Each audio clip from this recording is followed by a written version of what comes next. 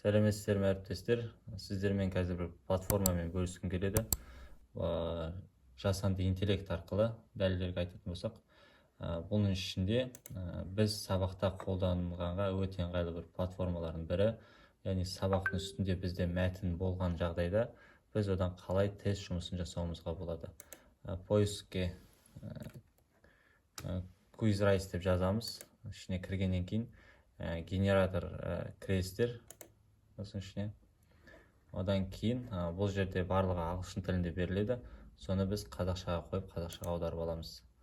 Себебі орысшада тұратын болса да жасауға болады, бірақ та тест құрастырған кезде олар бізге орысша құрастырып береді.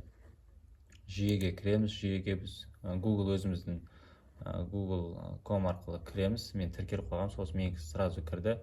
Сіздер тіркелесіздер, одан кіре береді. Осының ішінен перевести деп, на казахский деп аударып аламыз. Және оның ішінде жаңа викторина жасау деген плюс батырмасы бар, соны басамыз. Осының ішінде бізде YouTube сайтында мысалы видео берілетін болса, сол видеоның сілтемесін қойып, сол видеода айтылған мәлімет бойынша тест жасап береді.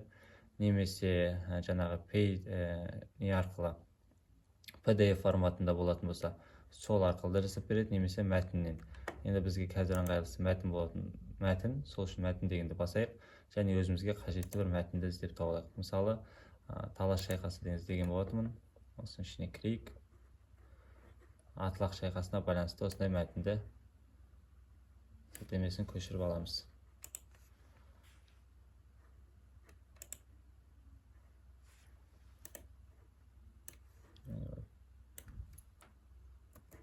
Көшіріп алайық. Және де мұнда берілген өзінің алып тастаймыз. Керек емес. Мәтінді қою. Біріншісі бізде мәтінді қою. Осы жаққа мәтінді қоямыз. Мәтінді қойғаннан кейін бізде келесі деген батырманы басқаннан кезде бірнеше таңдау дегеніміз бар. Одан кейін шын жалған, одан кейін бос орындарды толтыру. Енді сіздерге түсінікті, әркімге қайсысы ыңғайлы, соны таңдайды. Және де төмен дегеніміз бар, көріп тұрғаныңызда төменді басатын болсақ, бізге 3 сұрақ жасап береді. Осы мәтін ішінен орташа дегенді бассақ 5 мәтін жасап береді. Жоғары дегенді басатын болсақ 10 мәтін, мануэль дегенді басатын болсақ 150 сұраққа дейін көп қылып жасап береді. Шатастырып, араластырып көп сұрақ жасайды. Сол үшін бізге орташасын таңдайық, 5 сұрақтан тұратын. Осын таңдағаннан кейін келесі қадам дегенді басамыз. Және де викторинаны жасаймыз. Маяқта барлық екеуі тұрады, птичка болып. Басқаннан кейін бізге деректерді өңдеп, талдау жасап, ішінен жақсы сұрақтарды жасап береді. Міне, көріп тұрғандарыңыздай тест жасап берді. Енді бұл жақта талас шайқасы қай жылы өтті, мысалы дұрыс жауаптарымен тұрады, 751 жылы. Одан кейін талас шайқасында Қытай қолбасшысы кім болды, Гао Сянжи деген сияқты міне жауаптар. Енді бұның дұрыс жауаптарын көру үшін бұл жақта көрінбей тұрады. Аны басатын болсақ, бізге дұрыс жауаптарын шығарып береді осылай. Және де енді бұны оқушыларға қалай орындатамыз? Орындату үшін аяқта түйіндеме дегеніміз бар. Түйіндемені басатын болсақ, ішінде осы талас шайқасына байланысты жаңағындай мәтін берілді, сол мәтінді бізге талдап береді. Тарихи конспект ішінен түркі тайпаларын тарту деген сияқты әр мәтінді осылай талдап жасап беретіні бар. Одан кейін келесісі флеш карталар деген басатын болсақ, бұл жерден бізге сұрақ шығады. Мысалы 751 жылы 29 шілдеде қандай елеулі шайқас болды? Сұрақ беріліп тұр. Дұрыс жауабын басу көру үшін үстінен басатын болсақ, бізге дұрыс жауап шығады. Талас шайқасы, Атлақ шайқасы деген атпен белгілі. Бұл дұрыс жауабы. Келесі сұраққа көшу үшін келесі деген батырманы басамыз. Бізге осылай сұрақ шығады. Дұрыс жауабын көру үшін келесі сұрақты нені басамыз. Сол кезде Гао Сянжи дұрыс жауап шықты. Солай келесі сұрақтарды жылжыту арқылы біз жаңа сұрақтарды балалармен талдауымызға болады. Яғни сабақтың үстінде оларға берілген мәтіннен бізге сұрақтар жасап береді. Келесі сұрақтар, яғни енді бұнымен оқушылармен қалай бөлісеміз сұрақтарымыз бар. Ортақ пайдалану дегенді бассақ,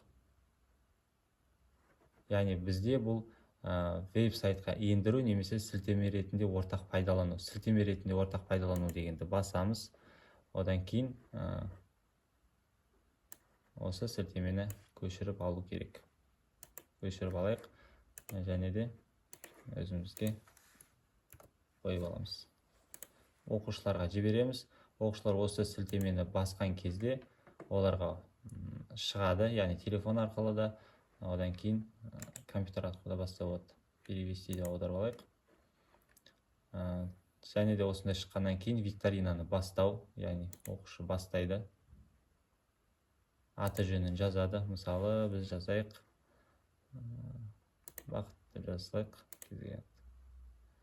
Одан оқушыға осылай шығады. Жаңағы біз дайындаған 5 сұрақтар шыққаннан кейін осы арқылы оқушылар тапсырады.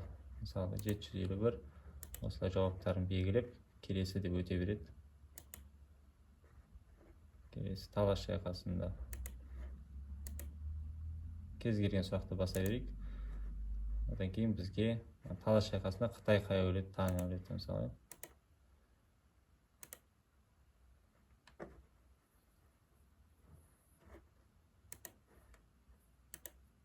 Дұрыс емес белгіленді. Қазір бізге баллы шығатын болады. Мысалы, кез келген сұрақты бассалайық. Дұрыс емес деп. Одан кейін аяқтау деген болды. Яғни сұрағымыз бітті. Енді дұрыс жауаптар. Мысалы, сіз 60 ұпай жинадыңыз деп тұр. Дұрыс емес, дұрыс жауаптарын оқушы көре алады. Осылай өзінің дұрыс жауаптарын қай жерден қате жібергенін көреді. Біз өзіміздің тестке ораламыз. Жаңағы оралғаннан кейін бақылау тақтасы деген бар. Сол жерде басатын болсақ,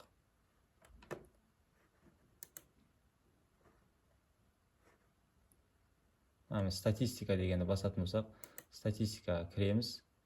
Осының ішінен, мысалы, жаңағы Бақыт, Алинұр Бақыт дегеніміз бізде аяқтады, 30 секундтың ішінде аяқтады. Мысалы, 60 ұпай жинады. Егжей-тегжей дегенді бассақ, осылай көрсетіп тұрады, қай сұраққа дұрыс жауап берді, қай сұрақтан қате кетті. Яғни бұл оқушыларға кері байланыс беруге өте ыңғайлы.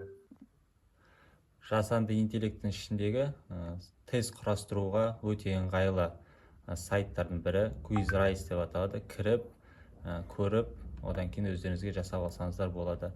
Каналға тіркеліп, лайк басып, қолдау көрсете беріңіздер. Мен алдағы уақытта тағы да жасанды интеллектке байланысты әртүрлі видеолар салатын боламын.